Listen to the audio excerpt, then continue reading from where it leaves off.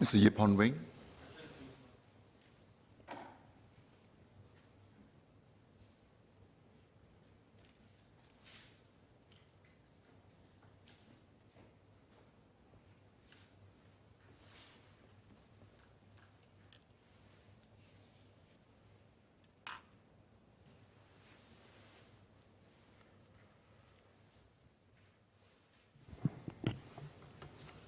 Mr. Speaker, the health and safety of the attendees of the World Economic Forum's special annual meeting in Singapore this coming May, as well as the local community, is of utmost importance. Attendees will adhere to prevailing public health requirements and safe management measures. And these include a rigorous testing regime, including pre-departure and on-arrival testing, as well as strict safe management measures during the meeting itself. Now, to minimize the risk of seeding local transmissions, we will also put in place measures to manage the interactions between the local community and the event attendees. And the specific public health requirements and contingency plans are currently being worked out, and it will take into consideration the latest COVID-19 situations here in Singapore and also globally.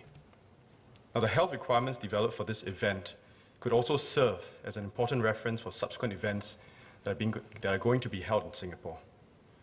Now, the World Economic Forum's intent is for the special annual meeting to have a greater focus on Asia, given Asia's growing importance and economic weight in the global economy.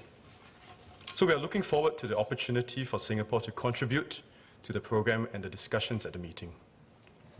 In addition, we have also been introducing interested local companies and local service providers to the World Economic Forum and their contracted event organizer, Publicis Live.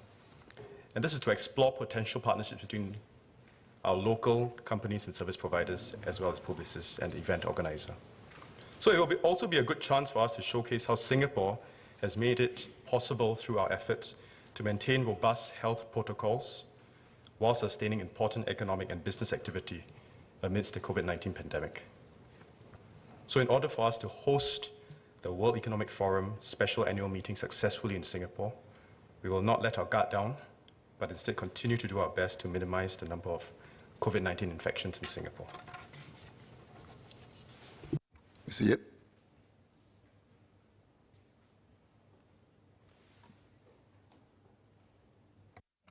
Thank you, Mr. Speaker. I thank the MOS for its reply.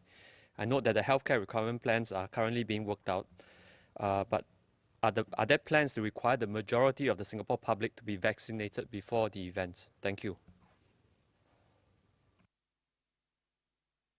I thank the member for his supplementary questions. Now, we all know that the availability and the rollout of vaccines globally and in fact in Singapore are still being worked out, as the co-chairs of MPF had described yesterday. But we will continue to evaluate the situation with these rollout programs, either locally as well as globally, and apply the prevailing conditions to all incoming travelers to Singapore. And I've said earlier that we will make special plans also to ensure that event attendees as well as the local population are also being segregated as well for the safe conduct of the event.